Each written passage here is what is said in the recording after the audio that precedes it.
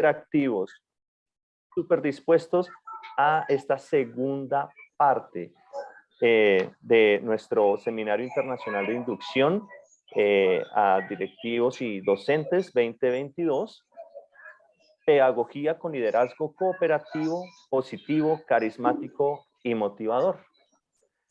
Me permito en este momento presentarles a Karina Maguregui, con su ponencia Tips para crear historias que atrapen a nuestros estudiantes. Y lo mismo, pero ¿quién es Karina?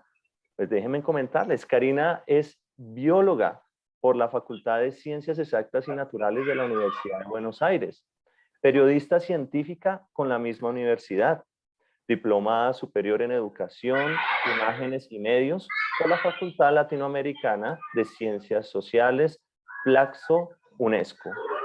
Escritora de ficción y ensayo con varios libros publicados, investigadora en temas de narrativas y tecnología educativa. Líder de proyectos y productora de contenidos digitales en el portal Educar del Ministerio de Educación de la Nación Argentina desde hace 14 años. Coordinadora y profesora del curso superior Neurociencia y Educación hacia una pedagogía del asombro. También Karina es una importante referencia para los medios de Latinoamérica. Ha tenido participación en medios como Página 12, Hipermediaciones, Liberoamérica y audiocuento.com.ar, donde resaltan su labor como guionista, escritora y el reflejo de su trabajo respecto a las temáticas de empatía, violencia, medicina y muchos más. Ha participado también en debates, conferencias, seminarios, talleres virtuales y presenciales en diferentes instituciones, donde expresa sus conocimientos, tips y ayuda a poder transmitir y conectar con sus estudiantes, con los estudiantes. Algunas de sus publicaciones más importantes son Escamas de este mundo gemelo, Modus operandi, Lostología, Muerte y resurrección del afecto, Doma, Tumbada blanca en blanco y Vivir ardiendo y no sentir el mal. Y algo que nos va a contar Karina esta tarde es sobre una herramienta que se convierte en una máquina para viajar a través del tiempo y del espacio, para poder crear distintas narrativas e identificarnos con el otro siendo empáticos. Entonces le damos la bienvenida a Karina Maguregui. Karina, bienvenida, somos todos tuyos. Hola Sergio, bueno, muchas gracias por la presentación tan cálida y gracias a todas y a todos por estar acá. Sé que tuvieron un día largo, pero bueno, este viaje, como bien lo dijo Sergio, empieza ahora. Yo les proponía un viaje narrativo hacia la empatía, pero no solo en las clases, sino en la vida. Que es lo más importante, porque la educación, el aprendizaje, sabemos que no termina cuando pasamos la puerta del aula, de la secundaria, de la universidad. Continúa, la educación es expandida. Entonces, es un entrecruzamiento muy importante como para que, si nosotros vamos a trabajar la empatía, sea no solo en las clases, sino en la vida. Entonces, si ustedes me permiten, ahora voy a compartir la pantalla para poder tener con ustedes poner en escena esta ayuda visual para el viaje. Espero que se vea bien. Me pasé una, vamos a ir una para atrás. Este viaje, como les decía, tiene que ver con lo narrativo. Y les voy a proponer distintos movimientos. Ahora, para empezar, va a ser un desplazamiento hacia el pasado, ¿no? Como si hiciésemos un flashback. Vamos a viajar en el tiempo. Les propongo aproximadamente 36.000 años en el tiempo atrás, a este lugar que me interesa particularmente para empezar. Estas cuevas son unas cuevas que se llaman cuevas de Chapez, que están en el sur de Francia. Y me interesan mucho porque cuando hablo de storytelling en general, charlo con gente, en cursos, en talleres, en la escuela, en la universidad, y hablamos de narrativas, de contar historias, sobre todo esta herramienta que ahora le llamamos storytelling en inglés, que en español, en castellano, en nuestro castellano es contar historias. Hay gente que dice, bueno, pero no sé, yo con las nuevas tecnologías o con las cosas novedosas o innovadoras me cuesta un poco más. Y yo les digo, quédense tranquilas, quédense tranquilos, porque el storytelling o el contar historias, las narrativas, tienen una antigüedad como la vida misma, es decir, en nuestros inicios como seres, nosotros somos seres sociales y seres temporales. Tenemos un devenir en el tiempo y además somos con otras y con otros, con otras personas en sociedad. Entonces, desde que recordamos y desde las investigaciones que se han hecho y se han encontrado muchísimos testimonios narrativos de nuestra presencia a través del tiempo. Esta cueva que les digo es una cueva que se encontró hasta ahora, es, digamos, como la más antigua. Todavía digo hasta ahora porque seguramente los paleontólogos, los arqueólogos siguen trabajando y seguramente encontrarán alguna otra. Pero esta que es la más antigua, y digo, tiene 36.000 años, no importa porque fíjense que ya veníamos contando historias hace 36.000 años. En esta cueva de Chauvet hay imágenes, hay historias, ahora las vamos a ver, hay sobre todo la representación de las escenas cotidianas. Están contando estas personas que vivieron en ese momento, que son nuestros ancestros, nos están contando cosas que vivían y han llegado hasta hoy, como si fuese una cápsula de tiempo, ¿no? Cuando se descubrió esta cueva y se empezaron a analizar estas narrativas, se vio que había un especial protagonismo en estas historias de los animales, ¿sí? No es casual, porque nosotros siempre convivimos, ¿sí? Cohabitamos este planeta y esta existencia con otros seres, y en este caso estas cuevas, que Werner Herzog, que es un director alemán bastante conocido, hizo en 2010 un...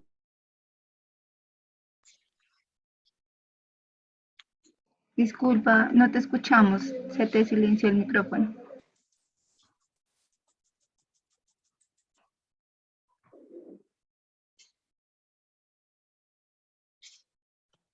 Perdón, ¿ahora me escuchan? Ah, me olvidé de desmutearme entonces.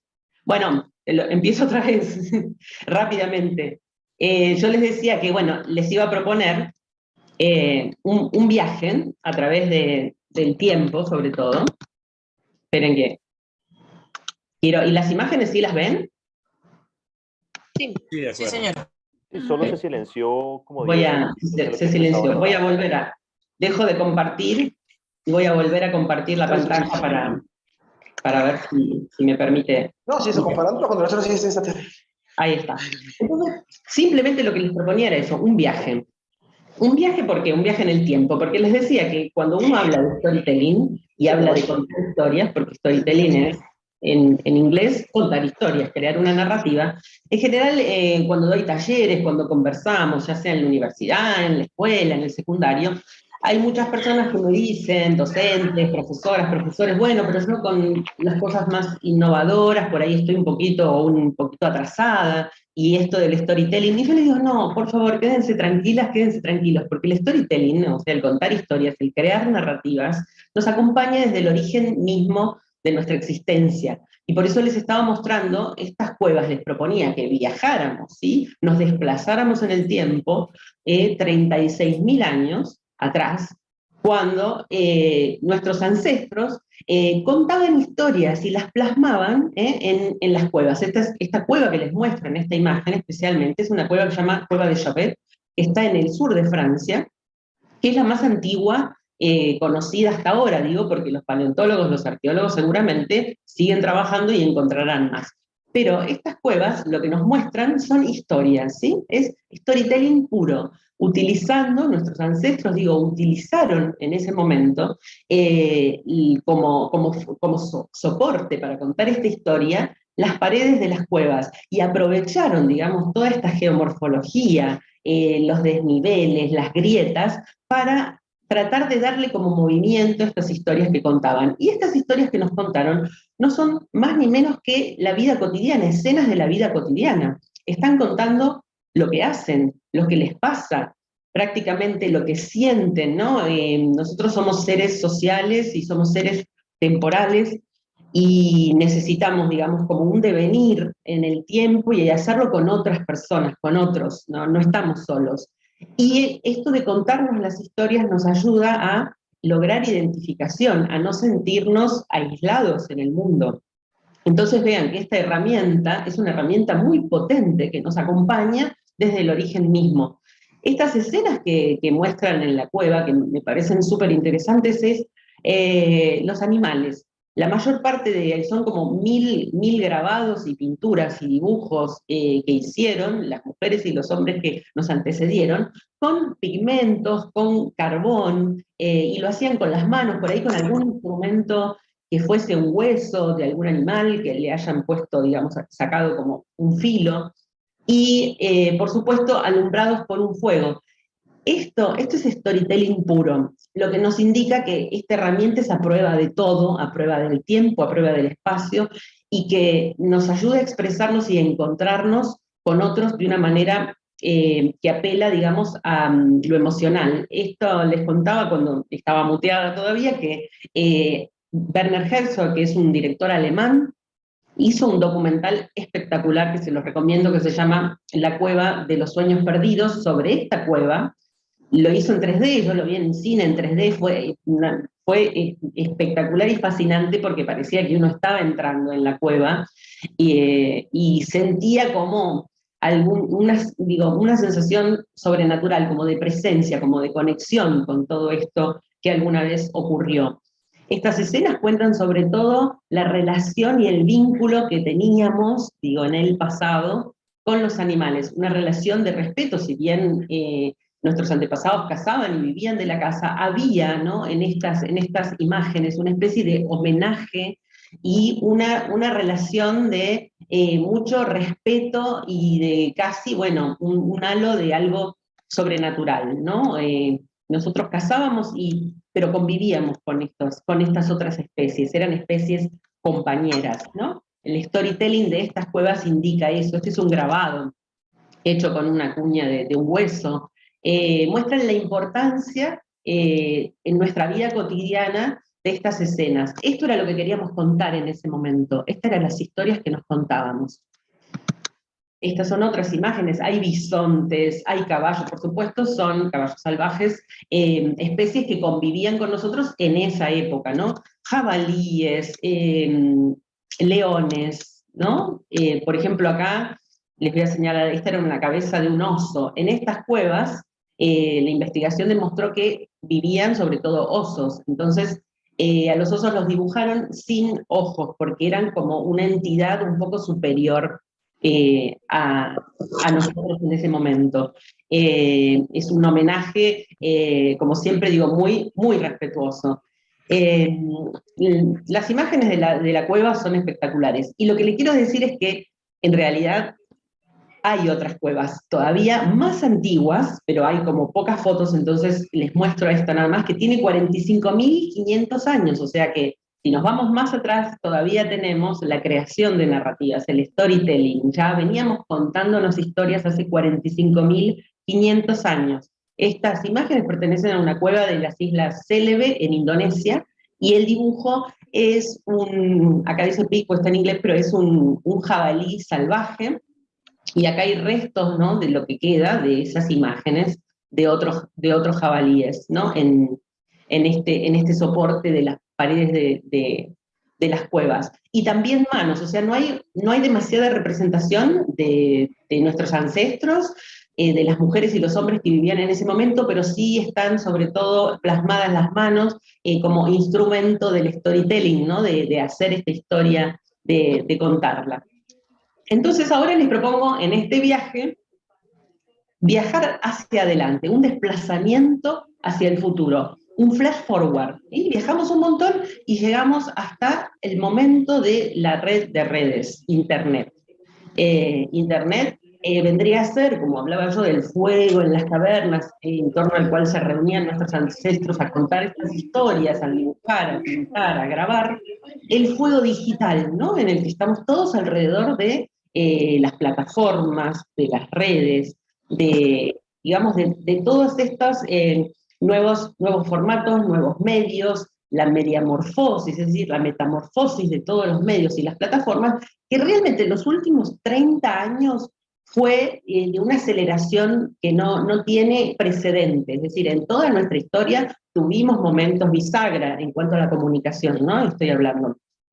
Tuvimos momentos bisagra, momentos importantes, la imprenta, Gutenberg, pero el tema de Internet y de las plataformas y de las redes fue que en los últimos 30 años los cambios y la aceleración y el vértigo con el que fueron apareciendo, como yo diría, nuevas especies digitales, fue tremendo. Es algo como para destacar. Y entonces viene ahora, no es una pregunta, pero sí, ¿qué pasó cuando irrumpió la pandemia? Y que todavía estamos, ¿no? A veces algunas personas dicen, bueno, ya estamos saliendo, o estamos entre momentos de pandemia, con algunos brotes, con algunos momentos de cierres y de aperturas, pero ocurrió un aislamiento, tuvimos que mantener ya sabemos, un distanciamiento físico, no fue emocional, pero sí físico, y en algunos lugares, en algunos países, estos cierres se dan, en algunos momentos tenemos que volver a aislarnos y en otros nos volvemos a abrir. Y yo les decía, somos, y ustedes lo saben bien, somos seres temporales y sociales, necesitamos seguir contando historias con los otros, con las otras personas. Entonces esto nos ha afectado, y sobre todo a nuestras chicas y a nuestros chicos, a los jóvenes que necesitan ese calor del encuentro, de la identificación, ¿no? De la empatía. Y fíjense cómo hemos estado viviendo este último tiempo, sobre todo las personas que trabajamos, digamos, de manera digital o a distancia, ¿no? Con el teletrabajo. Si bien ya veníamos teniendo experiencias virtuales, ¿no? Hay mucha modalidad virtual en la educación, en el trabajo, pero en el momento de la pandemia realmente fue un momento extraordinario realmente, y nuestras casas, nuestros espacios se convirtieron en esto, ¿no? Que como yo puse una imagen invertida y la otra, y a su vez la imagen que narra esta historia, esta microhistoria es eso. Bueno, nuestra casa es nuestro lugar de trabajo y trabajamos 24 horas y es muy difícil hacer el corte y nos cansamos y nos agotamos y estamos en un momento, como yo digo, de presente expandido. Parece ser como que no terminamos de avanzar y eso nos genera mucha ansiedad, mucha incertidumbre, muchas dudas, muchas preguntas. Entonces, lo que me interesaba sobre todo explicar o compartir, más que explicar con ustedes, es que estas experiencias virtuales que vivimos, como lo decía, tanto en lo que es el trabajo y en otros ámbitos y en la educación, son experiencias virtuales que tienen este protagonista que pongo para contar esto. Hablo de una rana, pongo una rana. ¿Por qué? Porque la rana es un anfibio. Y como anfibio se maneja de manera fluida en dos ámbitos, en el ámbito terrestre y en el ámbito acuático. Y creo que las experiencias virtuales en la educación y en otros ámbitos, pero sobre todo en la educación, nos mostró eso, que nosotros podemos tomar lo mejor de ambos mundos, del mundo virtual y del mundo presencial, y tratar de generar propuestas y narrativas mixtas, ¿no? Que sean híbridas, que sean mestizas, que tengan, cuando es absolutamente necesario, lo presencial, cuando se puede, lo virtual, lo sincrónico, lo asincrónico. Es decir, que estas narrativas, estas estrategias que estamos generando, tienen que ver con esta propiedad anfibia que me parece muy importante como tener en cuenta. Y cuando hablamos de las experiencias virtuales y de cómo utilizamos las tecnologías durante, sobre todo estos últimos 2 años, el 2020 y el 2021, en general también surge un poco de ansiedad y un poco de incertidumbre de golpe, si no veníamos trabajando, los que no veníamos trabajando con tecnologías, con plataformas, con distintos tipos de estrategias digitales, un poco decir, bueno, tecnología, yo con las tecnologías no me llevo demasiado bien, o me generan un poco de dudas, no. Y lo que les quiero decir es que a mí me gusta pensar a las tecnologías también como narrativas, ¿no? Como conversaciones, porque las tecnologías son esto, son conversaciones que los seres humanos, nosotros, las personas, nos inventamos para poder generar estrategias y solucionar problemas nuevos. Entonces, pensamos a las tecnologías y les propongo en este viaje pensar a las tecnologías como conversaciones, como un tipo de narrativa, ¿sí? Nos olvidamos de la parte, por ejemplo, de la parte dura de la tecnología. Cuando pensamos en tecnología, en general decimos, bueno, las computadoras, los dispositivos, el hardware, ¿no? Esto, lo duro, el software. Pero la parte de las conversaciones serían las partes blandas de la tecnología y qué es lo que realmente incorporamos nosotros como narrativo, la conversación. Y las conversaciones es lo que teje nuestra sociedad, nuestra manera de comunicarnos y de hacer cosas, ¿sí? Entonces, ¿para qué utilizamos las narrativas entre muchos tipos de cosas que hacemos con las narrativas? Las narrativas son escenarios de simulación. ¿Por qué nos importan los escenarios de simulación? Porque los escenarios de simulación, como en esta imagen que les propongo, que puede ser pilotear un avión o cualquier otro tipo de simulaciones, que hay muchas, nosotros nos sentimos un poco más liberados del peso de hacemos. ¿Por qué? Porque tenemos como el colchón de, bueno, acá podemos libremente equivocarnos, acá libremente podemos ensayar roles, podemos probar por ir un camino, por ir por otro, tenemos como una especie de seguridad. Y esto realmente deberíamos poder trasladarlo a las narrativas del hacer siempre, porque cuando hacemos en educación o en las clases o en los trabajos y hablamos de algún error, o las chicas y los chicos tienen miedo de cometer algún error y se reprimen, tenemos que tratar de erradicar esa visión del error. El error también me gusta pensarlo como el prototipo de una idea. Fíjense esto, cómo cambia. Ya no es algo negativo, el error es el prototipo de una idea. Es esto, simulación. En la simulación nosotros probamos narrativas, ¿sí? Nos ponemos en el lugar de otros, vemos qué sucede con tal personaje o tal otro, con esta acción, cuál es la consecuencia de generar tal acto, de determinada intervención. Entonces, me parece que las narrativas los que nos proveen un escenario de simulación muy importante y cambian la idea de error. Es el prototipo de una idea el error. Y cuantos más prototipos hacemos, mejor después va a resultar la idea y la narrativa que construyamos en función de eso. Les decía que simulaciones hay de todo tipo. En los videojuegos, por ejemplo, en los videojuegos online, en línea, y este en particular que les muestro como ejemplo, hay muchos, ¿no? Pero este que se llama Blockhood, es un videojuego que permite diseñar, construir. Y construir, digamos, a partir de la arquitectura intuitiva, no es que hay que saber de arquitectura, es un juego como los Sims, pero es un juego en el que influye o importa qué tipo de materiales uso, ¿no? Es como un juego eco-friendly, cómo dispongo del agua que tengo, qué podría hacer para mejorar la vida de los seres humanos, pero de las otras especies que viven ahí, tengo muchos desechos orgánicos, o sea, es una simulación también, pero que involucra un montón de saberes, de habilidades y de competencias que tienen que ver con la empatía, ¿no? Quiero hacer hincapié ahora en esto. Simulación, seguimos, conversaciones, simulación. Hay otro tipo de narrativas que son las narrativas del laboratorio, otro escenario en el que nosotros podemos probar cosas, intentar cosas, ¿sí? Proponer, poner a prueba y error, ¿sí? Sin ningún tipo de limitación. ¿Quiénes usaron en general narrativas de este tipo, de laboratorio, de prueba y error, de ensayo, que podemos llamar experimentos mentales? Son otro tipo de narrativas. Por ejemplo, los físicos. A los físicos, físicos investigadores de la ciencia, de la física, les encantó toda la vida los experimentos mentales. El experimento mental, ¿qué significa? Por ejemplo, Einstein, que lo tenemos acá en la imagen, disparó un rayo de luz a través de un ascensor en movimiento. O por ejemplo, Schrödinger, otro físico, puso un gato en una caja y lo hizo aparecer y lo hizo desaparecer. En realidad no hubo ascensor, no hubo rayo, no hubo gato sometido a maltrato, para nada, pero sí se formularon las preguntas en la mente, ¿no?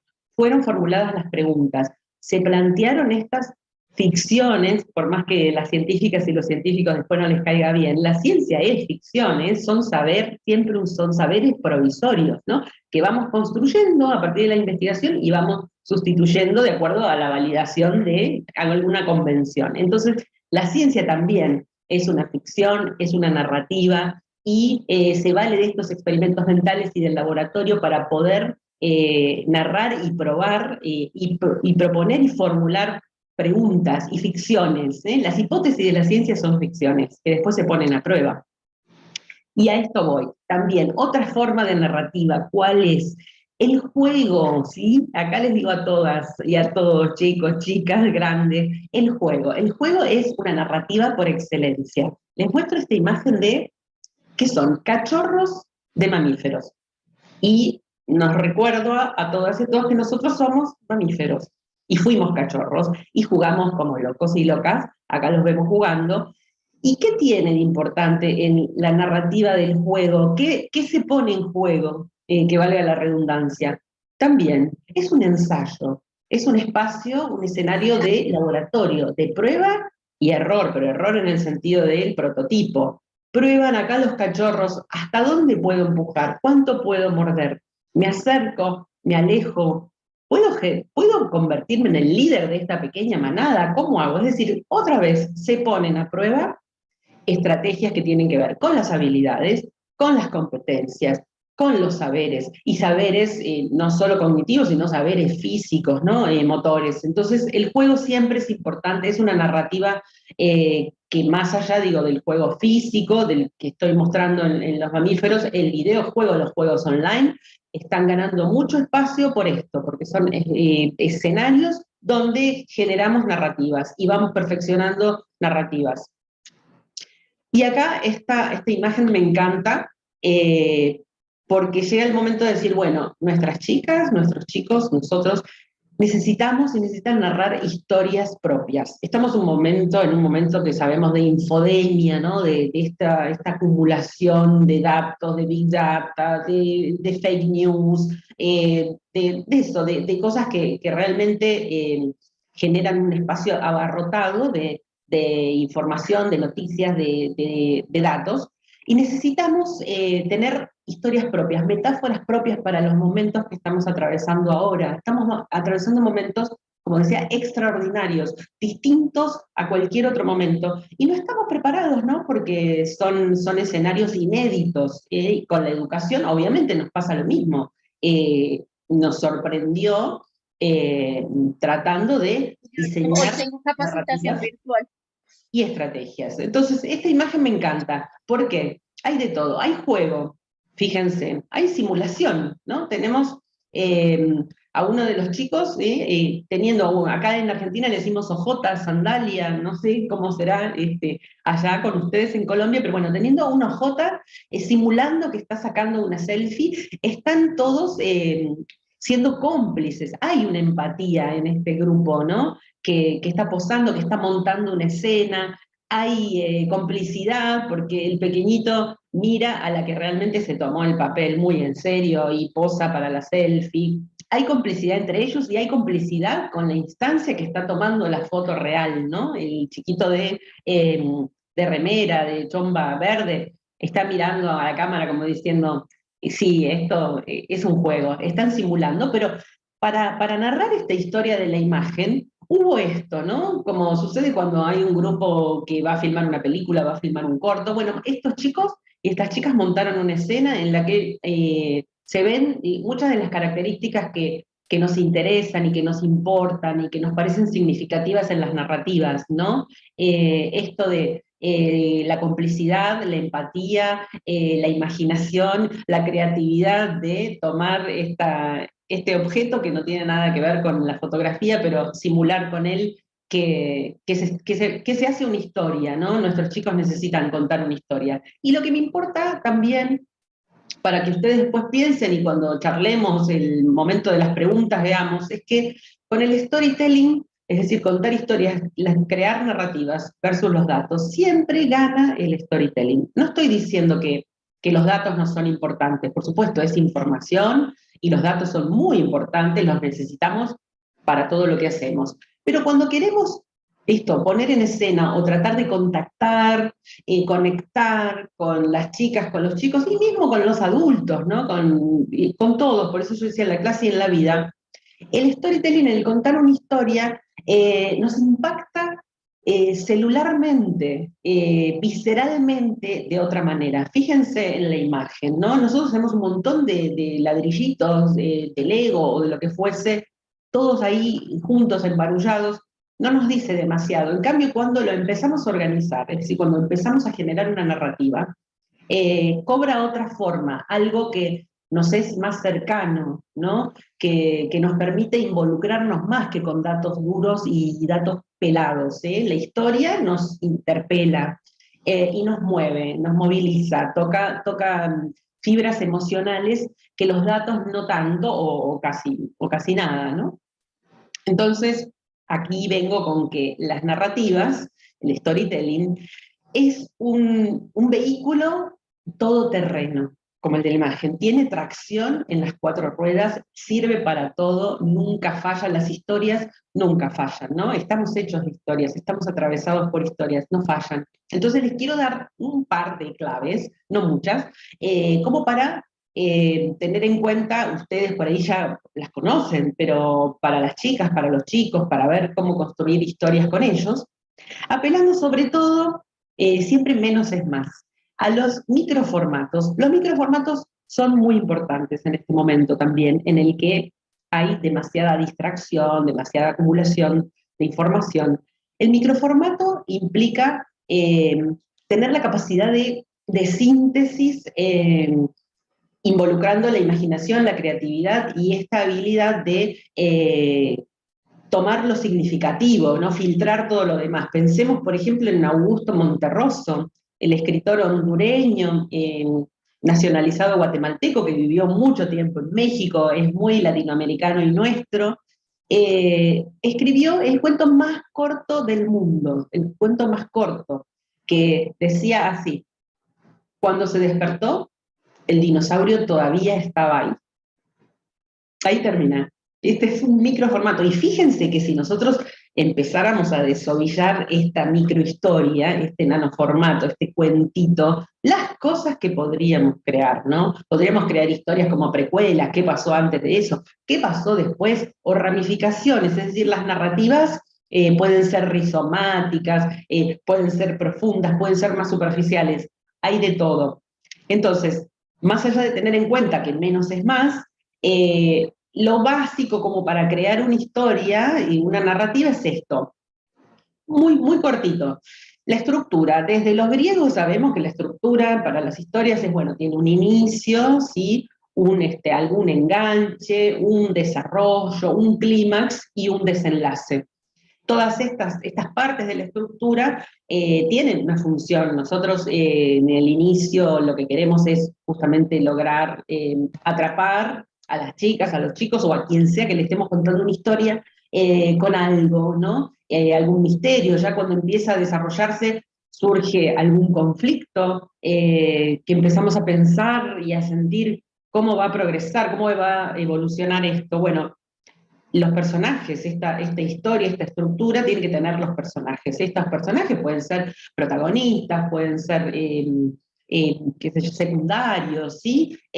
Como nosotros querramos, puede ser un solo personaje, pueden ser muchos, no importa, como quieran los chicos, también como quieran las chicas. Importante en las historias es la familiaridad, ¿no? Si buscamos conectar siempre lo que conocemos con lo nuevo, ¿no? Cuando nos cuentan alguna nueva historia, cuando vivimos una nueva historia, siempre la relacionamos y la conectamos con algunas historias que ya conocemos, que vivimos antes o que nos contaron, ¿no? Algo familiar, algo que tenga que ver con nosotros, que tenga que ver con las chicas, con los chicos, ¿no? Que haya algo que los movilice, que les llame la atención, esa atención que está tan dispersa, ¿no? Últimamente. Bueno, la inmersión es lo mismo.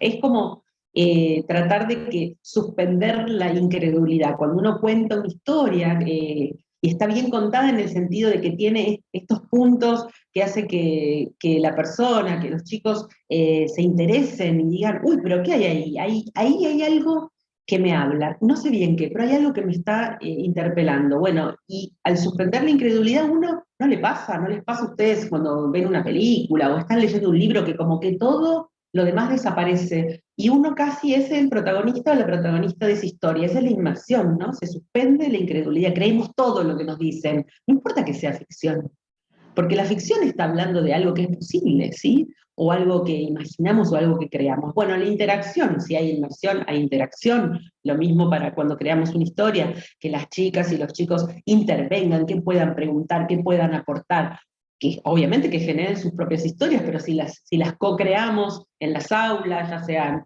en los iniciales, secundarios, en la universidad, las historias son para todos los momentos, interactuar, ¿no? No quedarnos quietitos, sentados, duros, sin hacer nada, ¿no? Y la performance en eso, ¿no? Cuando uno cuenta una historia, es como que es tomado por esa historia y se mueve, ¿no? El cuerpo cuenta, no estamos contando únicamente con la cabeza, ¿no? La cabeza sola no existe.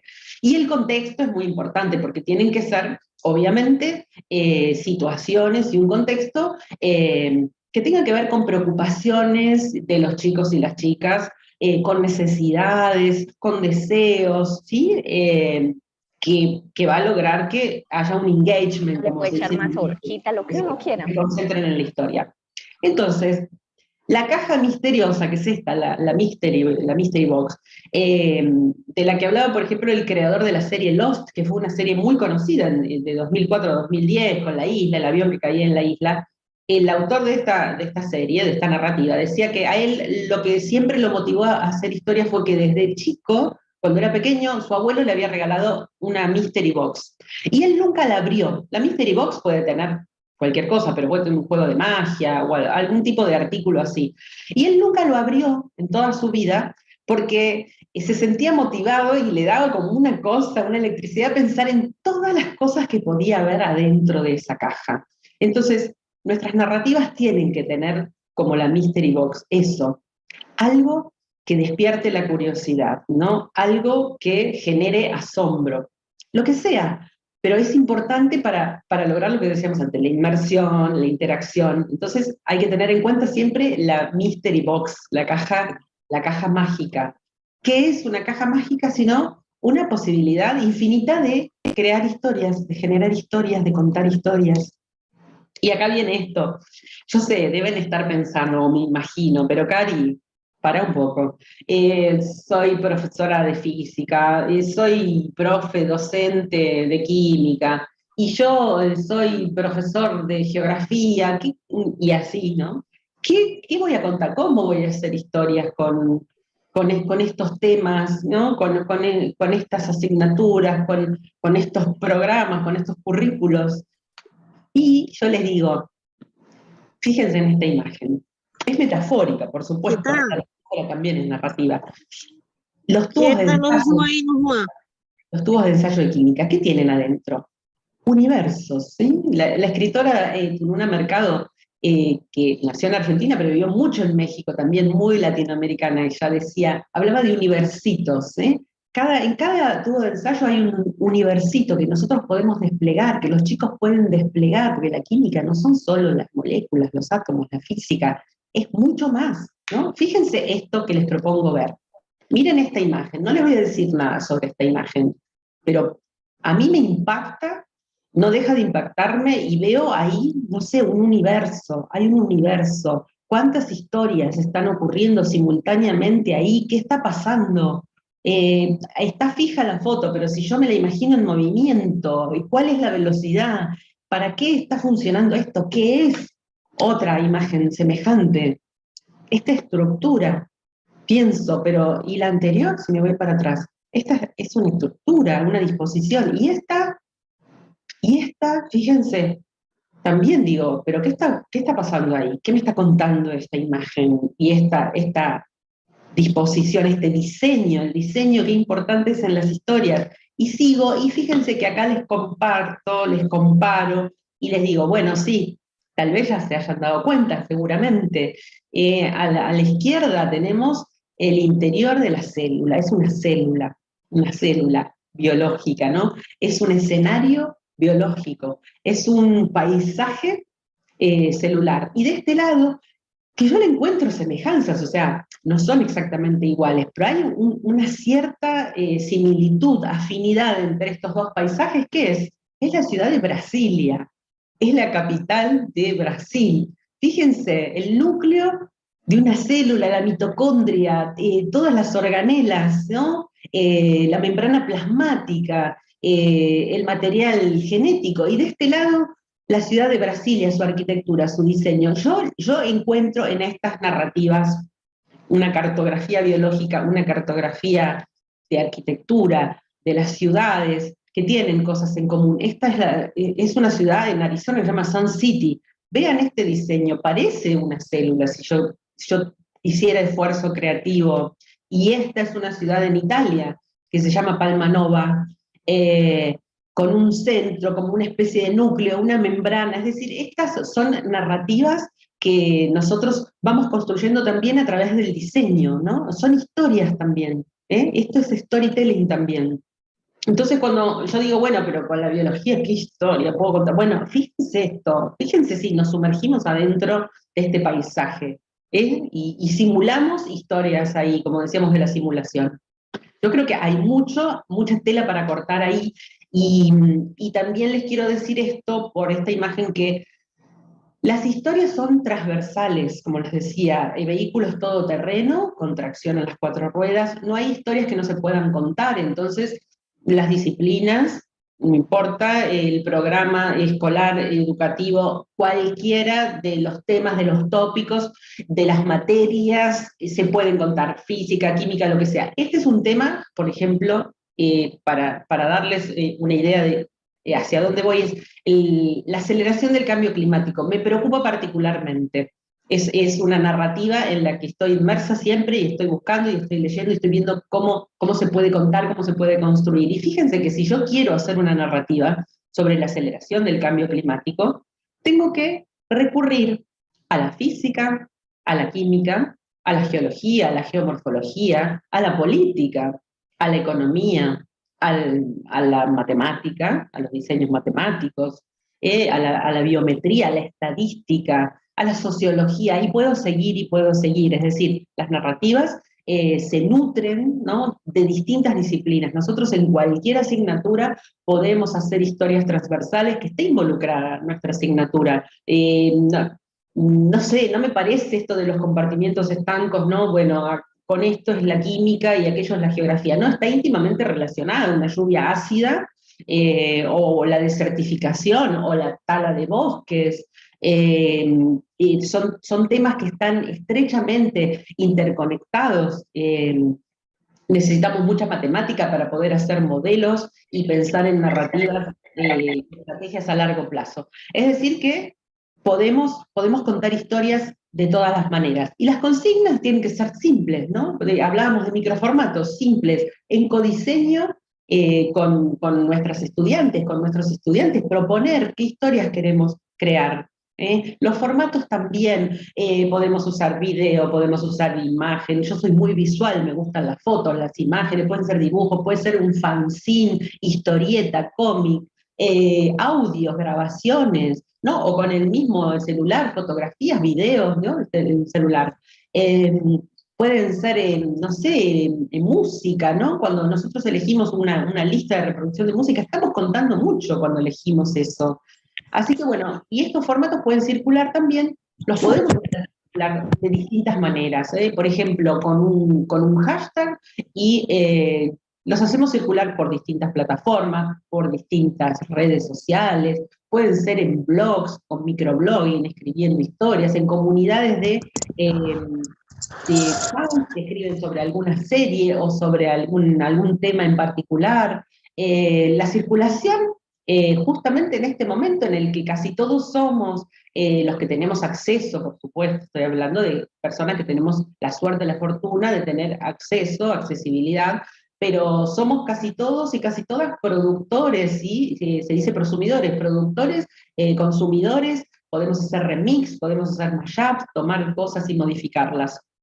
Y los núcleos narrativos, como les decía, son los hashtags. Por ejemplo, en mi caso, que yo elegí la aceleración del cambio climático, pongo hashtag cambio climático y lo empiezo a compartir en Twitter, y se empiezan a armar hilos narrativos en Twitter. Fíjense cómo crece la narrativa. Lo puedo compartir en Instagram en forma de imágenes, lo puedo compartir en otras redes, lo puedo compartir en plataformas. Lo importante es esto, contar historias. Y acá vengo con los microformatos y de qué manera hacer narrativas. Por ejemplo, esto, menos es más, ya lo decíamos, y el uso de memes en educación, ¿sí o no? Yo digo que sí, no para todo y no todo el tiempo memes, por supuesto que no, pero digo que es una herramienta también de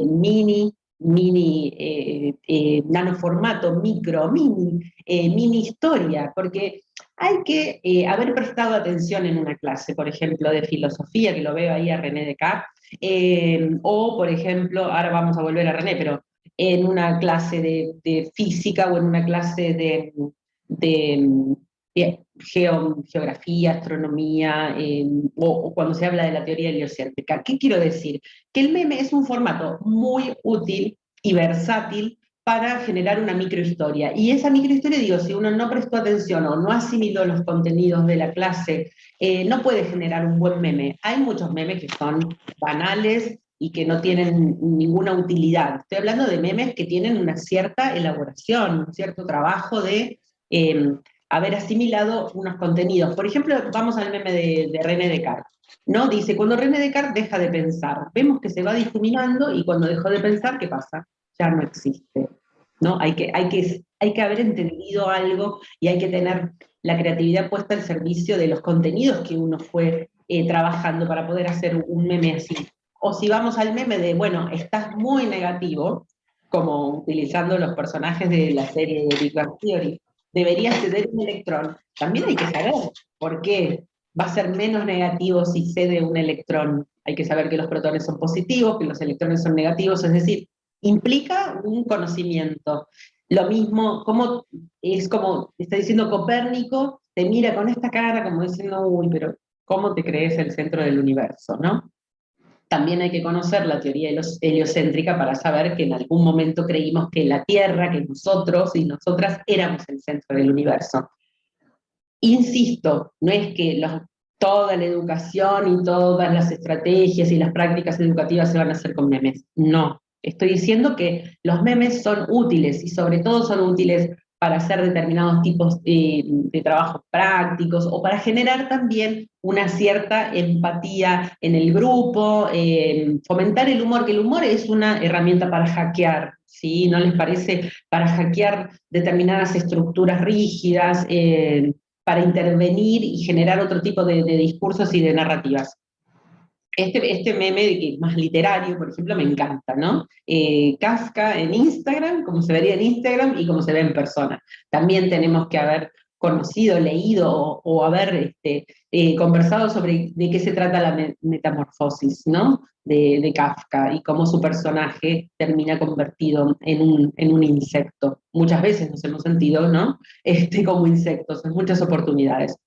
Y antes de pasar al siguiente meme, el último de estos, me importa que hay una tendencia cultural, una narrativa que está bastante vigente, que se llama el unboxing. No sé si ustedes lo vieron en algún lado, que es el abrir cajas, o sea, el abrir, no como la caja misteriosa, el abrir cajas y hacer videos con eso. Hay gente que abre regalos, abre cajas, recibe una caja y el video es sobre eso, sobre cómo abre esa caja, y lo suben a YouTube, y lo suben a Vimeo, y lo suben a TikTok, y lo suben a las plataformas. Bueno, el siguiente meme tiene que ver con eso. Acá está Pandora, ¿no?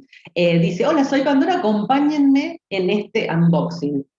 Nos da un terror porque sí, como en la clase o en la vida conocemos quién fue Pandora en el mito, y que cuando Pandora abrió la caja salieron todas las calamidades posibles, sabemos que, atención, si va a haber un unboxing de Pandora, agarrarse fuerte. Es un meme que tiene, por eso, tiene cierto conocimiento, tiene humor y combina con una tendencia cultural importante en este momento. No sé, importante digo porque es una tendencia, no es que sea importante abrir una caja y hacer videos sobre eso, pero está bueno.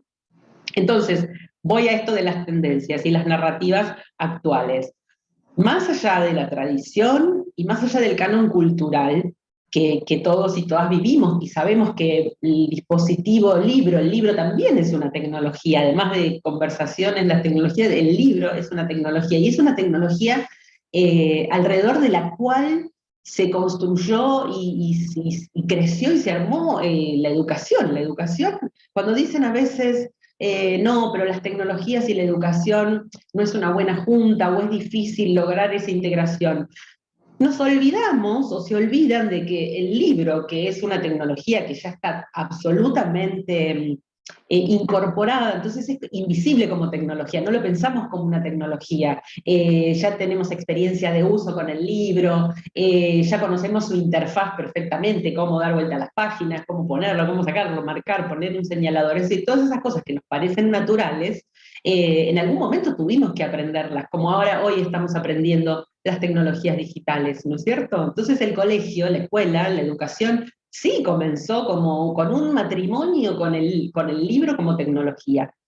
Y el libro es indiscutido, ¿no? Como tecnología y como objeto cultural en sí. Bueno, más allá de este canon cultural en el que el libro tiene una posición indiscutible, también ahora hay otros objetos. El escritor, no sé si lo conocen, si no, se los recomiendo, un escritor español que se llama Jorge Carrión. Él escribe sobre todo, sobre series, ensayos, novelas, hace podcast, o sea, es una persona muy atenta a lo que ocurre, digamos, en la cultura digital, podemos decir, en este ecosistema digital. ¿Por qué nos importa a nosotras, a nosotros, los que estamos acá, las que estamos acá? Porque necesitamos poder saber cómo funcionan estas narrativas, en estas tendencias. ¿Por qué? Porque permean las clases, permean la vida, ¿no? Otra vez, cuando un chico, una chica entra a un aula, a una clase, no se cierra la puerta y queda todo lo otro atrás. Las tendencias culturales no quedan atrás, permean las prácticas educativas, permean las prácticas educativas. Entonces, nos interesa conocerlo. Y Jorge Carrión hizo como un nuevo canon en un ensayo que publicó, que son los nuevos, para él, los nuevos 10 objetos culturales que están en boga. Él habla de, bueno, por eso digo podcast, remix, mashups, producciones transmedia, hilos de Twitter, como hablábamos recién, historias de Instagram, streaming en TikTok, en Twitch, en Discord, es decir, todas estos nuevos medios, estos nuevos formatos y estas tecnologías actuales que van permeando nuestras prácticas, tanto en los ámbitos laborales, educativos, y social, político, etc. Entonces es importante que las conozcamos. Y en función de estas tendencias culturales, yo les pregunto a ustedes, por ejemplo, ¿se imaginan dando clases en redes sociales, por ejemplo? ¿O se imaginan tomando un examen, por llamarlo así, no me gusta mucho, pero teniendo alguna práctica educativa en una plataforma gamer, como Discord? Nos resulta un poco ya, son narrativas que no nos son tan habituales. Por ahí a las chicas y a los chicos que tienen accesibilidad, sí, pero nosotros no nos movemos tan fluidamente, no estamos muy anfibios en eso. Pero les quiero compartir algunas prácticas educativas que se basan en estas tendencias culturales y crean otro tipo de narrativas que son más empáticas con los intereses de las chicas y de los chicos. Digo chicas y chicos, me refiero a niveles secundarios, pero universitario también. Ahora vamos a ver estos ejemplos. Por ejemplo, la maestra Mariana Maggio, tal vez la conocen, es doctora en educación, ella tiene una cátedra, tiene en la facultad, pero también trabaja con muchos chicos en el secundario, y propusieron esta cátedra de Tecno EduUBA de la universidad, pero estaba abierta, no es que era solamente para las personas que cursaban, un mundial en Twitter. Y este mundial, ¿qué contiene? Que me importa muchísimo y me encanta. Además, jugué este mundial y me divertí un montón. Incorpora las tendencias culturales, ¿sí? Del momento. Y pregunta diciendo, ¿cuál de estas tendencias culturales vivenciaste más en esta pandemia? Porque este mundial se jugó en 2020, digo, se jugó en Twitter y también en 2021. ¿Cuál de estas tendencias, ¿no? Es tu favorita? ¿Dónde pasaste más tiempo? Esto que decíamos, ¿no? Acuérdense la imagen de que estábamos 24 horas trabajando y viviendo en el mismo espacio. Votá, dice, por la que quieras y pasar a la siguiente ronda. Es decir, que aquí se apeló a esto, ¿no? A las tendencias culturales, a cómo las usamos, y hacer esta narrativa en forma de mundial para ir eligiendo, ¿no? Igual que en un mundial, en las eliminatorias uno iba votando, bueno, entre Zoom y las entrevistas, cuál usé más o cuál me interesó más, entre el TikTok y los videojuegos, son todas tendencias culturales, formatos que las chicas y los chicos, y muchos docentes y muchas docentes también están incorporando en sus prácticas, ¿no? Cambiando de narrativa, ¿no? Cambiando de a poco las narrativas, incorporándolas junto a las otras, al libro y a las prácticas, digamos, habituales. Los shows por streaming, las series, las playlists, los stickers, ¿no? Tanto en el WhatsApp, nosotros todos con los stickers, ¿no? Nos hicimos fanáticas, yo me hice fanática. Los libros, quién gana entre los podcasts y los mundiales de Twitter, quién gana entre los hilos de Twitter y las videollamadas, entre los memes y el streaming. Con esto quiero decir que estas tendencias no las podemos ignorar porque están. ¿Sí? Hay un compatriota de ustedes, Omar Rincón, habla mucho de la influencia, ¿no? Del ecosistema cultural digital, de la cultura digital en la educación. Es muy importante tenerlas en cuenta, estas narrativas. Bueno, este es como quedó el fixture de este mundial en Twitter, y jugaron todas las alumnas, los alumnos, y a su vez los externos y las externas como yo, como un montón de gente que seguía el hashtag, como yo les decía, un núcleo narrativo, hashtag tendencias culturales y hashtag mundial tecnoedu, y todos jugamos a esto. Bueno, un spoiler porque la final fue memes versus series, no les voy a contar, porque pueden buscar el hilo en Twitter. Voy a otra práctica. Twitch. Tanto Twitch como Discord son dos plataformas gamers, como les decía, plataforma gamer online de videojuegos, pero además de videojuegos tiene deportes electrónicos, tiene entretenimiento, tiene música. Estas dos plataformas se las nombro porque durante 2020 y 2021 fueron creciendo de una manera acelerada y exponencial. Se sumaron millones de usuarias y de usuarios a estas plataformas. Son plataformas en donde muchos y muchas, e incluso, que es lo que les voy a mostrar ahora, docentes y profesoras y profesores, empezaron a tratar de poder hacer, no digo dar clases de manera como convencional, pero sí empezar a hacer prácticas educativas. Por eso digo, armando otro tipo de narrativas. Y acá tenemos un caso que es un arquitecto y es docente y es profe en la Facultad de Arquitectura y también en educación media, que es Alejandro Som. Lo pueden buscar después, digo, en Twitch, él está en Twitch, se convirtió en un streamer, pero no porque quiso, no dijo un día, me voy a convertir en un streamer. Empezó a probar esto del error como prototipo de una idea. Dijo, ¿y si yo puedo generar prácticas educativas y un espacio acá? Y bueno, empezó a probar y así lo hizo, y llegó a, como dice él, en un día que estaba muy contento y lo compartió en Twitter, lo compartió en todas partes, a meter a los 100 estudiantes que tenía él en la cátedra en una sesión streaming de Twitch, en la que la gente estaba alucinada, todos los estudiantes hablando de arquitectura, participando, interactuando. Lo que tiene estas narrativas que corren en las plataformas como Twitch, como Discord, es que permiten la interacción. Tienen muchos canales de chat, de voz, de video, de lo que sea, canales para interactuar. Entonces, mientras el profe, la profe, hace streaming y va contando, va charlando, va explicando, va mostrando, todos los participantes también van generando contenido, van aportando, van haciendo crecer y hacerse ramificar a estas narrativas. Otro caso de otra plataforma gamer que se llama Discord, y que también explotó durante 2020 y 2021. Acá les comparto un caso que a mí me encantó, que se dio en la Universidad de Rosario, en Argentina, un grupo de docentes, de profesoras y profesores que son investigadores también. Cuando empezó la pandemia y el aislamiento y la facultad cerró, la universidad cerró presencialmente, dijeron, bueno, ¿por qué no probamos en Discord? Pero no probaron porque a ellos se les ocurrió, sino que estudiantes de nivel secundario, y que tienen mucho contacto con ellos, con ellas, les dijeron, profe, ¿por qué no prueban para las clases la plataforma Discord? ¿No se les ocurre alguna manera de adaptarlo? Porque nosotros la usamos y tiene una navegación buenísima. Y ellos dijeron, bueno, vamos a probar, y empezaron a probar, prueba y error, simulación, experimentación. laboratorio de escenarios, ¿sí? Probabilidades, ficción o no ficción, podemos generar esto, y realmente hicieron algo maravilloso. Yo, para conocer esta experiencia, no la voy a contar toda, pero me invitaron al Discord, me hice un avatar y fui a las, no clases, no son clases las que tenían ellos, pero participar en esos canales. Cada server del Discord, como ellos lo adaptaron, permite que uno interactúe con las demás y los demás estudiantes, con los profes, en varios canales simultáneos, en canales de audio, en canales de chat, en video.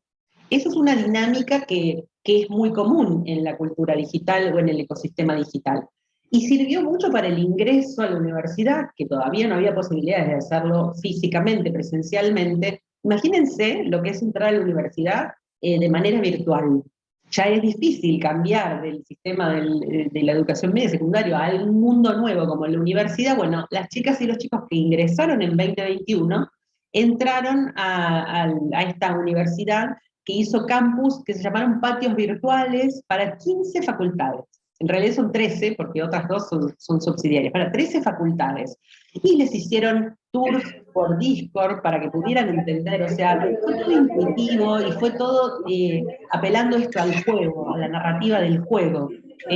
Nadie se asustó, todo el mundo fue probando dentro de esta plataforma qué podía hacer, qué podía crear, cómo podía conocer de esta otra manera. Son prácticas que en realidad no solo ocurrieron por la pandemia, sino que porque había determinadas, digamos, cosas de nuestro sistema educativo, y en este caso estoy hablando de Argentina, que ya estaban perimidos, que ya venían un poco con fecha de vencimiento. Entonces, muchas personas, muchos docentes, profes, venían probando estas cosas, ¿sí? Otra de las narrativas que utilizaron estudiantes fue esto, podcast. Generar podcast. Podcast es uno de los objetos culturales, como dice Carrión, objetos, él le llama objetos culturales no vagamente identificados, OCDIs, objetos culturales vagamente identificados, porque todos los días van cambiando en estas tendencias y van creciendo. El podcast es un formato, una manera de narrar, de contar, de hacer storytelling, que ahora está en auge. Y también es fácil, uno puede generar audios con un celular, y después los puede subir a plataformas como Anchor o plataformas como Spotify, y compartir. Acá les comparto rápido un ejemplo de la cátedra de datos UBA, que lo que hicieron, de la Universidad de Buenos Aires, que lo que hicieron fue, como trabajo práctico, después de haber cursado, presentaron un podcast, generaron un podcast de 16 episodios, trabajaron, digamos, como coequippers, 42 estudiantes, ¿sí? 42 estudiantes trabajando en equipo, ¿sí? Codiseñaron el guión, los temas, la forma de narrar, y grabaron este podcast, que realmente es excelente, que se llama, ahí dice, De buenos ancestros para nuestros parientes multiespecies, ¿no? Otra vez, ¿no? Cómo convivir con las especies compañeras. De buenos ancestros para nuestros parientes multiespecies. Bueno, excelente fue también esta práctica narrativa en podcast. Volvemos a los memes. Hubo también en una universidad, aquí en la ciudad de Buenos Aires, en los que un grupo de estudiantes presentaron como trabajo práctico un festival de memes. No un meme, sino un festival. Y este festival se realizó a través de Twitch, de la plataforma Twitch, a través de Instagram, se compartió en YouTube. Y no solo fue, digamos, que la gente que participaba presentaba memes, sino que se hicieron debates teóricos sobre los memes, concursos, y hubo una fiesta digital. Me encanta esto de que se hizo durante el 14, 15 y 16 de julio, y aparece Julio Iglesias.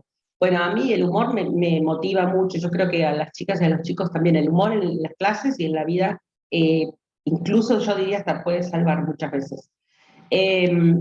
Y acá les quiero mostrar lo que esto no tiene que ver con una práctica educativa, no se hizo, sino que es un programa que me llamó la atención por la narrativa y la presentación y la forma, se llama Alter Ego, que está en YouTube, y que hace esto ahora que apareció lo del metaverso, ¿no? de Zuckerberg, de Facebook, que no sabemos hacia dónde va a ir, y el tema de los avatares, los games, las narrativas gamers, y hace una forma de contar que me parece muy interesante, y que Yo se los voy a mostrar a partir del momento 30 nada más, y que vean un poquito de los 30 segundos, porque es cómo mapearon, ¿sí?, digitalmente a unas personas para que participen en un concurso, miren qué tendencia cultural, para que participen en un concurso con sus avatares. Entonces, mapearon sus cuerpos, y las protagonistas, los protagonistas que participan en este concurso de canto, como si fuese American Idol, participan con su avatar, y están tras bambalinas, como en el back, la persona, digamos, en real, en vivo y en directo. Así que les voy a pasar esto. Se los paso a partir del 30, como para que vean de qué se trata ahí. Estos son los 4 participantes, y ahí está, tiene un traje que fue mapeado digitalmente, y cuando se presentan en realidad en el escenario, se presenta el avatar. Ellos están atrás, con este digamos, como suite, ropa, ¿no? Un diseño de ropa que también se puede aplicar a otras cosas, como para que tengan un avatar que lo que hace es presentarse visualmente ante los jueces. Digo, esto lo muestro nada más que como curiosidad, pero digo, hacia dónde van determinadas cosas, ¿no? Digo, lo del metaverso, que es una forma también de narrar y de construir espacios virtuales, y estos mapeos. Los mapeos en este caso tienen que ver con la creación de un avatar, de un cuerpo, pero sabemos que se produce y se puede hacer mapeo en cualquier caso, en cualquier otra cosa. Bueno, ahí disparan como corazones, o sea, tienen habilidades estos avatares. Pero bueno, esto sí es una curiosidad, pero digo que es una tendencia hacia donde también las narrativas van progresando, o hacia dónde van ocurriendo. Bueno, y acá brevemente les quiero hablar de unas narrativas que también son tendencia, y que son las narrativas transmedia. La única diferencia, porque hay todo tipo de narrativas, hay narrativas ficcionales, documentales, que pueden ser testimoniales, o que pueden ser dramáticas, comedias, digo, hay diversos géneros, pero estas narrativas transmedia lo que hacen es crear un mundo complementando distintos formatos, ¿sí? Complementando distintos medios, distintos formatos. Acá el ejemplo es que puede ser una película con la generación de un juego y de un libro. ¿Cuál es la particularidad? Porque uno puede decir, bueno, existe una película basada en un libro, después se hace un videojuego. No, desde el diseño de esta narrativa, desde el momento en que se genera y se crea, se piensa en todos estos formatos al mismo tiempo. Pero estos formatos son complementarios, no es necesario ver la película para entender el juego, ni siquiera hace falta por ahí leer el libro, es decir, son universos complementarios que lo que hacen es van haciendo crecer las narrativas, ¿sí? Por ejemplo, Matrix es uno de estos casos. Desde la creación misma, desde el momento que se concibió Matrix, se lo concibió como una serie de, podríamos decir, medios o plataformas en la que iban a correr películas, la 1, la 2, la 3, y ahora en diciembre de 2021 se estrenó la última, que fue Matrix Resurrecciones, los videojuegos, los juegos online, los juegos de PlayStation, la comunidad de fans en las plataformas, todo eso se generó a partir de un mismo diseño, una misma idea. Game of Thrones, el Juego de Tronos, fue igual. Desde el vamos se creó una narrativa transmediática, es decir, que atraviesa todos los medios. Desde el vamos se concibió la serie de televisión, junto a las novelas existían, pero con las novelas, el cómic, los foros, los juegos de rol, los juegos de cartas, todas estas, los coleccionables, las cartografías, ¿no? Esas cartografías espectaculares de los distintos reinos, son narrativas cartográficas y de otro tipo. Narrativas que nosotros vamos consumiendo, y los chicos y las chicas también están permeando nuestras prácticas todo el tiempo. Lo mismo con otras 2 series que tuvieron bastante éxito en los últimos años, The Crown, la Corona, y la Reina de Gambito, que es sobre una jugadora de ajedrez. La tendencia es que los museos, por ejemplo, en este caso el Museo de Brooklyn, se asoció con Netflix para hacer toda una exposición virtual con narrativas que mostraran cosas que no están en las series, obviamente, que tienen que ver, por ejemplo, con la historia del vestuario. El vestuario de la corona, es decir, todo el vestuario y la historia relacionada con el vestuario de la corona, y lo mismo en relación a Gambito de Dama. Quiero decir, son tendencias que lo que hacen es mixturas, ¿no? Son prácticas mestizas, empiezan a mezclar, los museos también empiezan como a hacerse eco de estas prácticas y a ayornarse con estas prácticas. Insisto, son cosas como para conocer, no digo que todos y todas vamos a hacer esto, pero son cosas que nos viene bien conocer y saber cómo funcionan. Otra vez, les vuelvo a insistir con el videojuego, hablábamos del juego en los cachorros, hablábamos del videojuego. El videojuego es muy importante, es casi como la narrativa preponderante de las últimas décadas. Pero el videojuego, desde el punto de vista narrativo, nos importa a nosotros, para tratar de ver cómo funciona eso, ¿no? Las narrativas de los juegos, qué implican. Y acá hay una lectura que, bueno, cuando ustedes puedan la harán, yo la recomiendo, que es esto, miradas laterales al videojuego, y que tiene que ver con la mirada de un antropólogo, una periodista, una escritora, es decir, distintas disciplinas, y cómo ven y valorizan a los videojuegos, porque en muchos momentos fueron como vapuleados, y bueno, se decía que generaban violencia, que que hacían perder el tiempo, que eran adictivos. Hay que pensar en las narrativas, en las estrategias narrativas, en el storytelling que nos importa.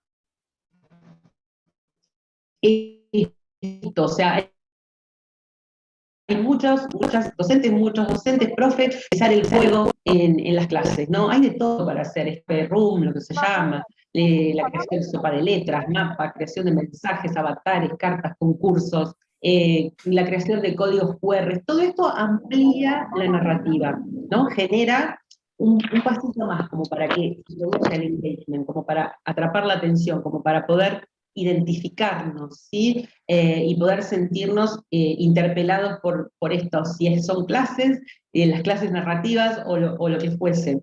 Y acá voy a ir por un ejemplo que tiene que ver con lo histórico, porque hablé bastante de la biología también, un poco de la cartografía.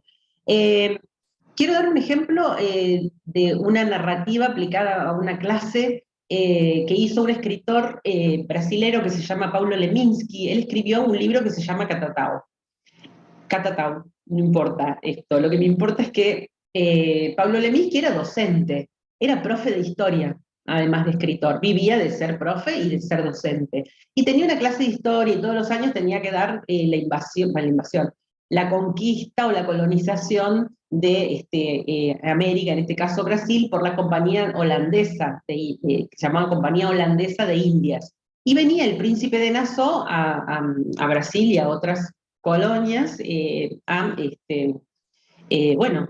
ocupar las tierras. Él todos los años explicaba esto y los alumnos se dormían o se cansaban, no les interesaba, se aburrían. Entonces él dijo, bueno, se me ocurre una idea, lo voy a hacer en forma pero de narrativa, y de narrativa una ucronía, es decir, voy a generar una narrativa que podría haber sido posible, pero que no ocurrió. Entonces él dijo, bueno, voy a hacer que René Descartes, como yo les proponía el viaje en el tiempo, que René Descartes, el filósofo, el matemático, el amante de la geometría, ¿no? Y de los números, y de la óptica, de las lupas, de los catalejos, el racionalista René Descartes, aparezca en Brasil, de golpe, y en la actualidad, ¿no? O sea, es una ucronía. ¿Cómo? En realidad él dice, bueno, el vehículo, le dijo a los estudiantes y a las estudiantes, como por el que René Descartes va a viajar, va a ir con la compañía de Mauricio de Nassau, el príncipe Mauricio de Nassau, que solía llevar cartógrafos, científicos, dibujantes, artistas, como comitivas a cada tierra de América a la que iba llegando. No ocurrió esto, René Descartes no viajó con el príncipe de Nassau a Brasil, pero podría haber ocurrido. Entonces, lo que hizo Pablo Leminski fue decirle a los chicos y a las chicas de su clase, ojo, fíjense, ¿qué pasó? René Descartes fue a Brasil y fue con Mauricio de Nassau. ¿Y qué pasó? Ahí, a su vez, le incorporó otro elemento de ficción y dijo, bueno, pasaron siglos y René Descartes está en Brasil en este momento y se encuentra en el Amazonas, él, ¿no? El cientificista, el positivista, el que trataba de explicar todo por el método científico de René Descartes. Se encuentra aquí con papagayos, con toda una flora y una fauna asombrosa y asombrada frente a la presencia de René Descartes. Visita las ciudades, visita Brasilia, visita Recife, se deja hechizar por los mercados, los negocios, el candomblé, el baile, la danza, el calor de los trópicos. Los trópicos son algo totalmente inédito para René Descartes.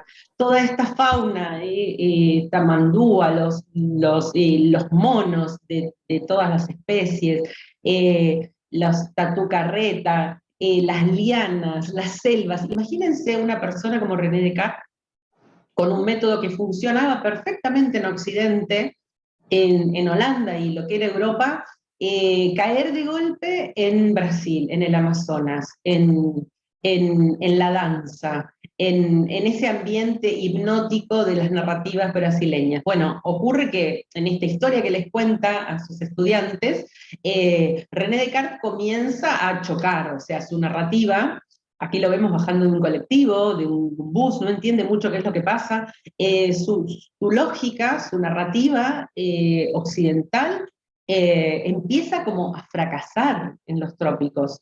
No funciona en otro ámbito como la Brasil del Amazonas. Es otra cosa, esta narrativa es distinta. Hay un choque y René Descartes empieza como a alucinar. Y después de su alucinación, en realidad termina como otra vez en un inicio, repensando sus métodos, cuestionando sus narrativas para comenzar a pensar de otra forma, tratar de lograr una empatía con otras maneras de vivir y de ser en el mundo. Me parece un experimento que hizo Leminski como profe, que fue muy interesante. Estas imágenes que yo le mostré son de una película, después se hizo una película sobre la novela Catatao de Pablo Leminski. Y para cerrar, hablo de la empatía, hablo de otras especies y de cambiar las narrativas. Les propongo que, como, digamos, proyecto, nos quede a todas ustedes, a todos ustedes, a las chicas y a los chicos que les legamos este mundo que lamentablemente está bastante desastroso por las cosas que hemos hecho nosotros, que no hemos sabido gestionar. No lo digo en particular individualmente, sino a nivel global, ¿no? de proyectos y de formas en que se maneja el ambiente. Para cambiar de paradigma, como hacía en la historia de Leminski René Descartes, cambiar la postura, corrernos de una narrativa antropocéntrica para ir hacia una narrativa que sea más, no sé, biocéntrica, o que tenga que ver con la vida, no con nosotros los seres humanos como centro de las cosas, sino en relación a los otros seres. ¿Cómo somos con los demás seres vivientes? ¿Cómo somos con, yo tengo acá un muñequito que me encanta, cómo somos con un pulpo? Yo proponía en el viaje esto, ¿no? Acá está el pulpo, pensar como un pulpo. ¿Cómo piensa un pulpo? Como imaginaba René Descartes, decía, los indios piensan, se preguntaba, los indios piensan. Y tal vez nosotros hacemos lo mismo, decimos, ¿cómo piensa un pulpo? El pulpo piensa, el pulpo tiene 3 corazones, tiene un cerebro, tiene un montón de tentáculos, y lo que tiene es neuronas no solo en el cerebro, sino en todos sus tentáculos. Lo que quiere decir es que el pulpo puede pensar de una manera disociada, descentralizada, ¿sí? De una manera que mientras toca piensa. Él tiene el sentido del gusto y tiene una cantidad de sentidos en los tentáculos, ¿sí? En los tentáculos. Eso es muy importante, pensar de una manera corrida, ¿no? De nosotros como dueños de todo, nosotros como gestores de todo. Lo último para cerrar es que tenemos que pensar que nosotros y los hongos, los virus, los vegetales, los animales, todos compartimos una historia en común, un storytelling, tenemos el mismo storytelling, compartimos genes, compartimos ADN, compartimos ARN, lo sabemos muy bien a partir de la pandemia, y lo que importa es que cualquier intervención que nosotros hagamos en estas narrativas estamos interviniendo nosotros también, no somos algo externo, ¿no? Entonces, vamos hacia la propuesta, hacia narrativas que tengan que ver con la empatía, ¿no? Con realmente registrar al otro, tomarlo en cuenta a la otra persona, escuchar cuáles son sus conversaciones, cuáles son sus ficciones, cuáles son sus deseos, cuáles son sus necesidades, y construir, co-crear con los otros. Esa es una idea, es una propuesta. Esta exposición de ciencia fricción que yo les mostraba acá fue una exposición que se hizo en Barcelona el año pasado y que trataba sobre esto, ¿no? Era el cruce del arte, de la ciencia, de la tecnología y de todas las disciplinas para lograr una vida entre especies compañeras. Esa, digamos, es la propuesta, generar nuevas narrativas que tengan que ver con la empatía, ¿no? Con reconocer a otros y no crearnos nosotros el centro del universo. Bueno, ahora si quieren, vamos a compartir, a las preguntas o a lo que surja. Así que, no sé, dejo de compartirles la pantalla y ver cómo quieren seguir.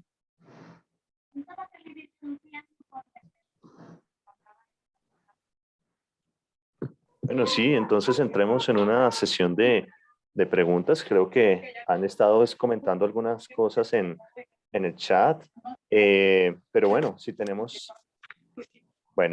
inquietudes, de pronto podemos levantar la manito virtual y pues hagámoslo de forma oral para preguntarle a Karina, pues las inquietudes que tengamos. Entonces, a ver quién se atreve a preguntar en este momento a Karina. Este tema está supremamente interesante. Chévere, chévere.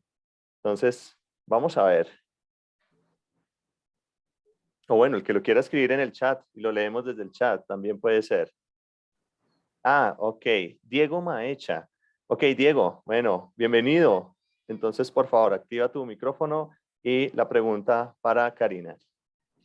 Bueno, digamos que más que una pregunta, muy buenas tardes, Karina, ¿cómo estás?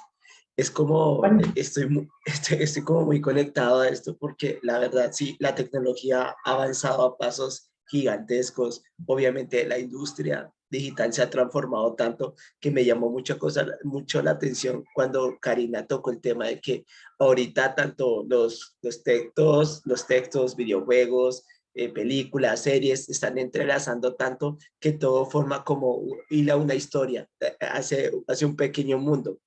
Y también pues me llamó la atención lo que está pasando ahorita con el metaverso, que yo me acuerdo que hace muchos años cuando salió el Bitcoin, nadie creía en el cuento del Bitcoin, una moneda virtual, una criptomoneda que ahora tiene un valor pues monetario bastante grande y hay gente especializada como en buscar eso. Entonces es como, yo creo que es como dejar de ser un poco escépticos e ir avanzando hacia el futuro porque la verdad, yo siento que nos estamos quedando. Hay cosas que están avanzando tanto y nuestros jóvenes, los muchachos, están viendo oportunidades donde nosotros nunca pensábamos que las iban a ver.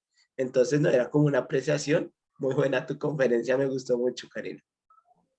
Bueno, muchas gracias. Sí, realmente es muy interesante lo que decís, porque me parece eso, realmente, no las podemos ignorar estas tendencias, como vos decías, lo del Bitcoin y un montón de cosas. Ahora hay el arte digital, que son los NFTs también, o sea, el día a día van surgiendo cosas nuevas, que como decía, no es que necesario que las tenemos que implementar y aplicar en la educación, no, yo solo estoy diciendo que son cosas que están sucediendo y que permean, ¿no?, la vida de todos, de los chicos, de las chicas, la nuestra, y las prácticas educativas. Haremos lo que podamos realmente, ¿no?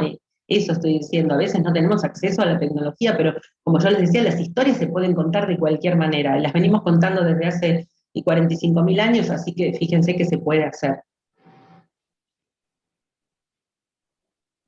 Muy bien, listo. Diego, muchas gracias por esa apreciación y por tu participación.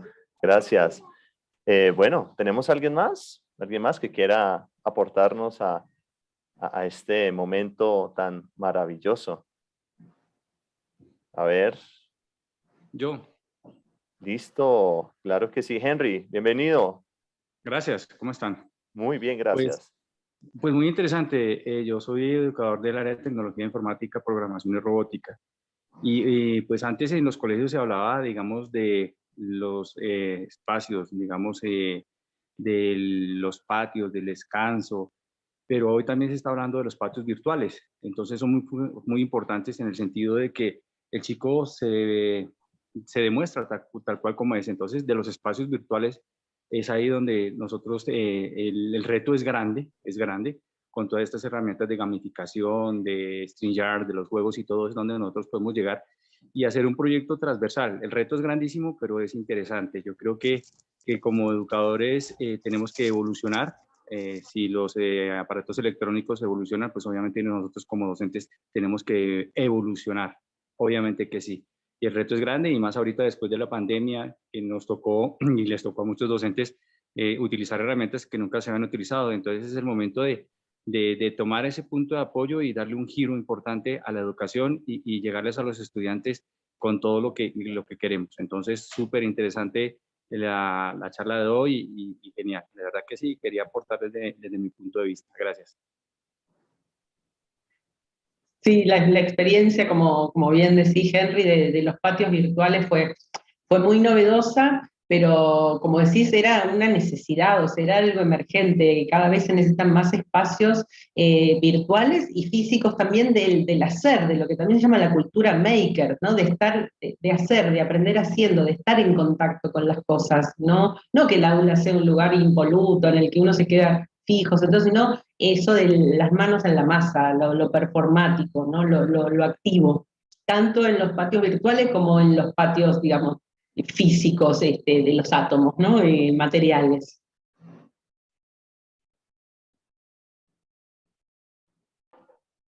Muy bien, perfecto. Bueno, vamos a ver con otra. A ver, vamos con otra participación. Yo creo que la última para darle cierre. En el chat tampoco. Bueno, Milena Londoño. Vamos a ver qué nos dice Milena Londoño en el chat. La sociedad estará cambiando y la interacción con lo social desde lo físico como en lo virtual. Es una adaptación inevitable que la educación se va acoplando. Sí, pero por supuesto, es más y muy acertado en ese mismo sentido. Insisto en que muchas de las cosas que compartí con ustedes, entiendo que hay que tener, lo reitero, accesibilidad, lo hablo por supuesto también desde mi país, ¿no? Hay muchas zonas de la Argentina que les falta acceso, que no tienen conectividad, y entonces eso es una deuda en la que se está trabajando. Así como pasa en Argentina, imagino pasa en un montón de lugares, ¿no? Se está considerando ya que, por supuesto, que el acceso es un derecho, porque si trabajamos, ¿no? Si estudiamos, si necesitamos el acceso para la educación, es un derecho. Entonces hay que trabajar mucho sobre esos derechos para que todos y todas tengamos las mismas posibilidades. Pero cuando las posibilidades existen y tenemos el acceso, hay muchas cosas para hacer. Yo eso, los invito, pero de verdad como una persona que soy también muy autodidacta, yo me meto y pruebo cosas, no sé, o sea, no se va a romper nada, realmente yo me meto en las plataformas, practico una cosa, practico otra, a veces me salen unas aberraciones, no importa, son estos, acuérdense, son los prototipos de una idea. Hago cosas y pruebo con las chicas y los chicos y tengo después el feedback y ahí me dicen a veces, sí, no, acá derrapó o acá, no, esto estuvo bien, vayamos por este lugar. Digo, hay que intentarlo y hay que eso, dejarse permear y estar abierto con una sensibilidad y la mente más abierta y el cuerpo más abierto para probar todas estas cosas y ir cambiando las narrativas, pero porque lo necesitamos además. Estamos viviendo de una manera que todo nos está demostrando que necesitamos ir hacia otras formas de vivir y de ser en el mundo, otras narrativas que cuenten qué es lo que necesitamos y queremos. Bueno, no, muy bien, pues te agradecemos, Karina, por esa intervención tan interesante, como dices. También las historias, esas narrativas son fundamentales, especialmente, diríamos, durante nuestros primeros años de vida también, ¿no? A los niños les encanta escuchar los cuentos de de hadas, y son de ellos, por ejemplo, que ellos aprenden a soñar, a proyectarse. Esa compañía que les brindamos cuando les contamos historias es uno de los muchos estímulos que necesitan junto con el amor, la educación y los cuidados adecuados para que en el futuro puedan hacer todo lo que se proponga. Y precisamente esto es lo que nos quiere proyectar, este mensaje nos lo quiere dar Santillana con 2 chiquitines del proyecto de Santillana para preescolar, Crisalis, que estamos a punto de conocer. Entonces todos pongamos cuidado a este video.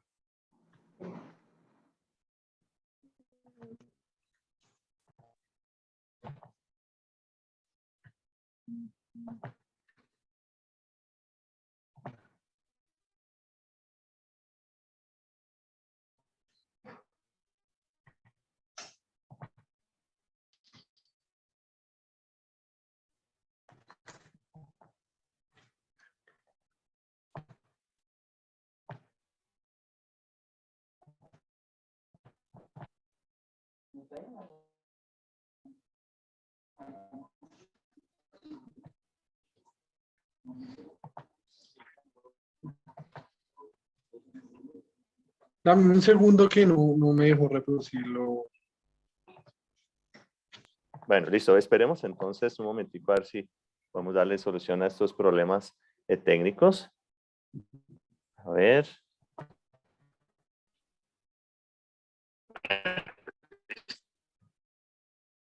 Mientras tanto, no se nos olvide que ahorita a las 4 de la tarde tenemos a nuestro cuarto ponente llamado Adiel Quintero. Y él nos va a hablar acerca de una herramienta, una habilidad, es más que herramienta, una habilidad que todos debemos desarrollar, que es la comunicación. Entonces, invitados también a sus correos, les va a llegar los links para ingresar. Lo mismo las memorias de todo lo que ha transcurrido durante este día tan maravilloso, tan enriquecedor. De verdad que hemos estado muy contentos con todo lo que ha pasado.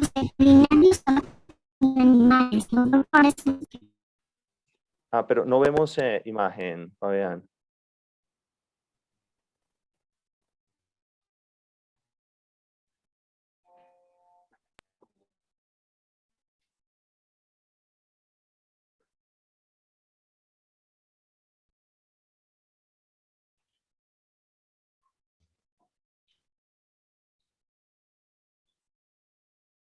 Bueno, listo. No, pues entonces hagamos lo siguiente. Como pues envían todas las memorias, podríamos enviar de pronto el link para que ustedes puedan ver este video tan interesante y que pues puedan conocer este mundo tan maravilloso de Santillana que nos invita a conocer precisamente esta parte de storytelling, que es algo maravilloso. Pues bueno, Karina, te agradecemos muchísimo por tu tiempo. Qué maravilla. De verdad que llevamos nuevas ideas también a nuestros salones. Llevamos también pues como anhelos, ¿no? Anhelos de que ojalá todo nos vaya supremamente bien. En el chat lo que veo también pues son palabras de agradecimiento de parte de todos nosotros desde aquí. Un gran abrazo. De verdad, muchas gracias por tu tiempo, por tu compañía y te deseamos muchos éxitos. Un año muy exitoso. No, gracias a ustedes. A mí me encanta, a mí me gusta mucho. Me hubiese gustado más conversar con ustedes, poder charlar, qué sé yo, por ahí en personas distintas, pero, presencialmente. Pero me encantó estar con ustedes. Me encanta Colombia, amo Colombia.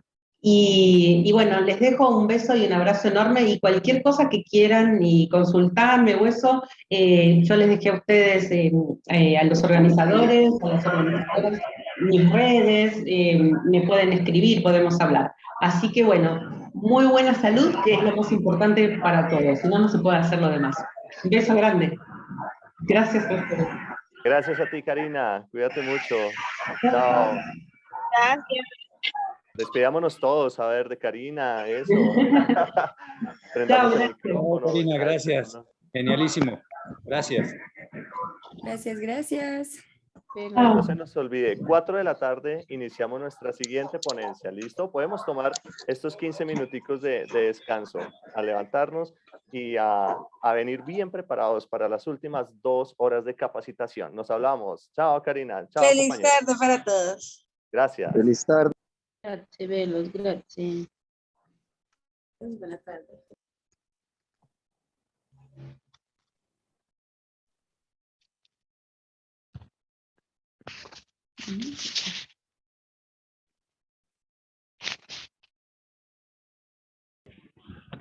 Feliz tarde, muchas gracias.